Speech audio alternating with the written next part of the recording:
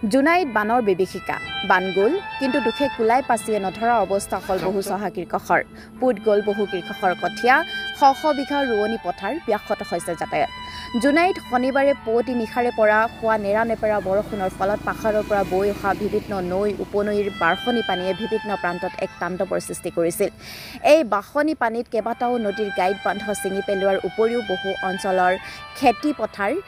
ৰাস্তা ঘাট ঘৰ বাৰী ডুব যোৱাত বিস্তৰ ক্ষতি সাধন হয়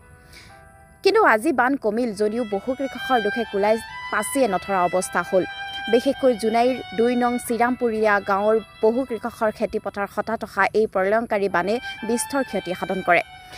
এই বানত অঞ্চলখনৰ বহু কৃষকৰ কঠীয়া বালিত পুত যোৱাৰ লগতে পুত গ'ল শ বিঘা কৃষি পথাৰ ইয়াৰ উপৰিও জুনাইৰ বিভিন্ন অঞ্চলৰ বহু ঠাইত বানে ৰাস্তা ঘাট খহাই নিয়াৰ ফলত যাতায়াতৰ ক্ষেত্ৰত ৰাইজে ভুগিছে দুৰ্ভিক্ষৰ অনিষ্ট মানে সেইখিনি আমাৰ মটাউৰি ভাঙি এইটো ৰায়াং নদী বুলি কয় একচুৱেলি এইটো পাহাৰৰ পৰা পানী আহে বৰষুণ দিলে বহুত তেজকে আহে আৰু এইটো মটাউৰিটো ভাঙি চিঙি চব মানে খতম সেইখিনি চব কঠীয়া চতীয়া চব ফুটাই দিলে এতিয়া ৰুবলৈ কঠীয়া নাইকিয়া হৈ গৈছে আমাৰ এইখিনিৰ পৰা এই কঠীয়াখিনি চব মানে ফুটাই দিছে আৰু এতিয়া কি কৰা যায় আপোনালোকে জানে আৰু কেতিয়া এইটোৱেতো চিন্তা কৰি আছে এতিয়া ক'ৰ পৰা কঠীয়াটো এতিয়া পাই মেলি এতিয়া হেৰি কৰিম ধানটো ৰুম তাকে চিন্তা কৰি আছো এতিয়া কি কৰিলে হ'ব তাৰ ব্যৱস্থাটো এতিয়া আমি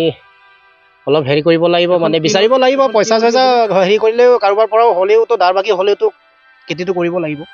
বিচাৰিব মানে এইটো কঠীয়াটোতো আমাৰ ফুটালে আৰু এতিয়া বছৰকৰ আমাৰ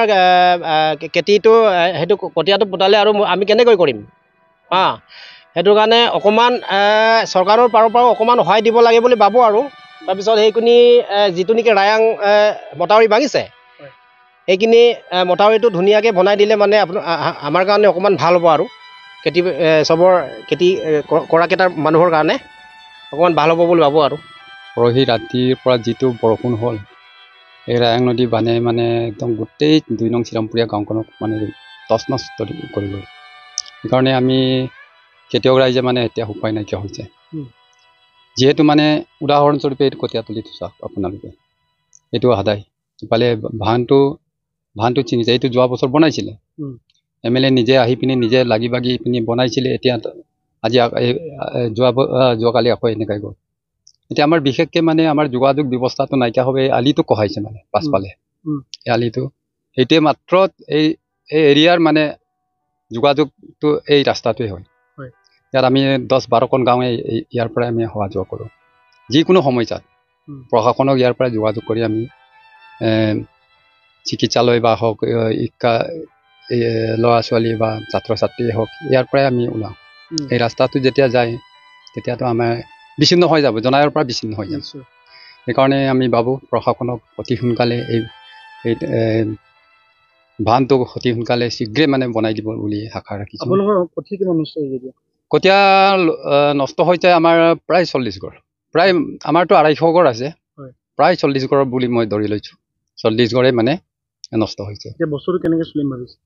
বছৰটোত আমি কেনেকৈ চলিম আৰু এইটো কঠীয়া নাই যেতিয়া আমি ৰুবলৈ উপায় নাইকিয়া হ'ব এতিয়া ক'ৰ পৰা কঠীয়া পায় এতিয়া আহোন মাহত কঠীয়া পাৰিলেওতো মানে এইটো আকৌ নহ'বগৈ বালিয়ে পুতিছে মানে এইটো উঠাব নোৱাৰেগৈ গেলিব আৰু এইটো উপায় নাই আৰু গেলিব আৰু এই তলত আছে সেইকাৰণে এইটো গেলিবই প্ৰশাসনক আহ্বান জনাম আমি মানে পাৰিলে আমাক কঠীয়া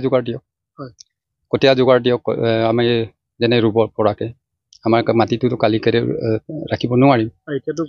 এতিয়া কঠীয়া পাৰিবৰ সময় নাই যিহেতু মানে আঘোণ মাহ আহিলে কাৰণে আমি ভাবোঁ অতি সোনকালে শীঘ্ৰে প্ৰশাসনে ব্যৱস্থা কৰি দিব বুলি আশা কৰিম